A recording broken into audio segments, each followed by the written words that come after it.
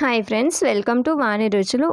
Oats idli తయారు చేసుకోవడం మనకి ఇది అప్పటికప్పుడు 20 మినిట్స్లో అయిపోయే ఈజీ బ్రేక్ఫాస్ట్ అండి. ఒకసారి ట్రై చేసి చూడండి. మనము అప్పటికప్పుడు చేసుకున్నప్పటికీ ఎంతో స్పంజీగా స్మూత్గా మనకి ఇడ్లీ అనేది అచ్చం రవ్వ ఇడ్లీలానే అదే స్ట్రక్చర్తో టేస్ట్ కూడా చాలా బాగుంటుందండి. ఒకసారి ట్రై చేసి చూడండి. ప్రిపేర్ చేసుకోవడానికి 1 కప్ ఓట్స్ని ప్యాన్లోకి యాడ్ చేసి మీడియం ఫ్లేమ్ మీదనే 2 to 3 మినిట్స్ వేయించుకోవాలి. వీటిని దోరగా వేయించండి. ఇక్కడ చెక్ చేస్తే కనుక మనకి క్రిస్పీగా అవ్వాలి. ఇలా చేతితోటి నలిపితే క్రిస్పీగా అయ్యేంత వరకు వేయించుకున్న వీటిని ఇప్పుడు ఒక ప్లేట్లోకి ట్రాన్స్ఫర్ చేసుకోవాలి.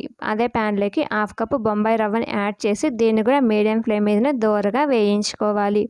ఇలా వేయించుకున్నటువంటి రవ్వను కూడా ఒక ప్లేట్లోకి ట్రాన్స్ఫర్ చేసుకోండి. మనకు రవ్వ అలాగే ఓట్స్ రెండు కూడా చల్లారడానికి పక్కన పెట్టుకోండి. ఇప్పుడు మిక్సీ జార్లోకి 7-8 పచ్చిమిర్చి 1 ఇంచ్ అల్లం ముక్క వేసి కోర్సుగా గ్రైండ్ చేసుకోవాలి. ఇది పక్కన పెట్టుకొని మనం ముందుగా చల్లార్చి పెట్టుకున్నటువంటి ఓట్స్ని యాడ్ చేసుకొని ఇక్కడ మరి మెత్తని పౌడర్లా కాకుండా కొంచెం రవ్వగా బరకగా ఉండేటట్టు గ్రైండ్ చేయాలండి. అలా అయితేనే మనకి ఇడ్లీ అనేది పర్ఫెక్ట్గా ఉంటుంది.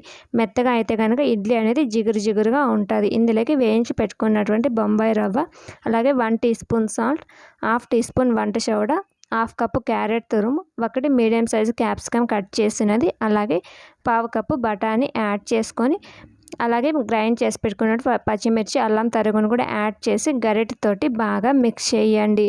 ఇలా మొత్తం కలిసే విధంగా పిండి అంతా బాగా కలుపుకోవాలి. ఇలా కలిపిన దాంట్లోకి 1/2 కప్పు పెరుగుని యాడ్ చేసుకోండి. పెరుగు మనకి రవ్వ అంతా బాగా అబ్జర్వ్ చేసుకునేంత వరకు మిక్స్ చేసుకోవాలి. ఇలా మిక్స్ చేసుకున్న దాంట్లోకి కొద్దిగా వాటర్ని యాడ్ చేస్తూ మనం ఇడ్లీ బ్యాటర్ ఏ విధంగా తిక్కుగా ఉంటుందో ఆ విధంగా కలుపుకోవాలి. మనకి బొంబాయి రవ్వ అనేది వాటర్ని ఎక్కువగా అబ్జర్వ్ చేసుకుంటుందండి. మనం కొద్దిగా వాటర్ని సరిపోయాన్ని యాడ్ చేసుకుంటూ తిక్కుగా కలపాలి. ఇలా కలుపుకున్నటువంటి ఇడ్లీ బ్యాటర్ని మనం మూత పెట్టుకొని ఒక 20 నిమిషాలు పక్కన పెట్టుకోవాలి. 20 మినిట్స్ తర్వాత మనం ముందే వంట సోడాని యాడ్ చేస్తాం కాబట్టి అలాగే బొంబాయి రవ్వ వాటర్ని అబ్జర్వ్ చేసుకొని ఈ విధంగా గట్టి పడుతుంది. ఇందులోకి గరిటెతో ఒకసారి మిక్స్ చేసుకొని మరి కొద్దిగా వాటర్ని యాడ్ చేసుకోవాలి. ఇలా మనం ఇడ్లీ వేసే ముందు కొద్దిగా వాటర్ని యాడ్ చేసుకుంటూ పిండిని కొంచెం పలచన చేసుకోవాలి. ఇలా చేసుకున్న దాన్ని ఇడ్లీ ప్లేట్ తీసుకొని కొద్దిగా నెయ్యిని అప్లై చేసుకోండి. మనం ఇక్కడ నెయ్యి ప్లేస్లో ఆయిల్ అయినా అప్లై చేయొచ్చండి. నెయ్యిని యాడ్ చేయడం వల్ల మనకి ఎక్స్ట్రా టేస్ట్ అనేది వస్తుంది. ఇలా యాడ్ చేసిందంటే కొద్దిగా పిండిని తీసుకుంటూ ప్లేట్లలోకి ఇడ్లీలని అప్లై చేసుకొని మన అన్ని ప్లేట్లకి కూడా బ్యాటర్ని ఇదే విధంగా అప్లై చేయాలి.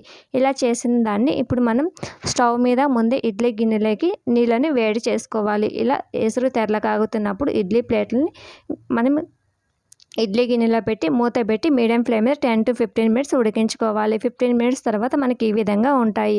ఇప్పుడు మూత పెట్టుకొని స్టవ్ ఆపేసి ఒక 3 to 4 మినిట్స్ రెస్ట్ ఇచ్చాక మనం ఇడ్లీలని ప్లేట్ నుంచి స్పూన్ తోటి ఈ విధంగా డిమోల్డ్ చేసుకోవాలి. మనకి చల్లారిన తర్వాత అయితే మనకి ఇడ్లీ అనేది ఈజీగా పర్ఫెక్ట్గా వస్తుందండి. మొత్తం అన్నిటినీ కూడా ఇదే విధంగా తయారు చేసుకోండి. మనం ఇలా చేసుకున్నటువంటి వాటిని కొబ్బరి చట్నీతో కానీ లేదంటే అల్లం పచ్చిమిర్చి చట్నీతో కానీ సర్వ్ చేసుకోండి. ఇక్కడ నేను అల్లం పచ్చిమిర్చి చట్నీతోటి సర్వ్ చేశానండి.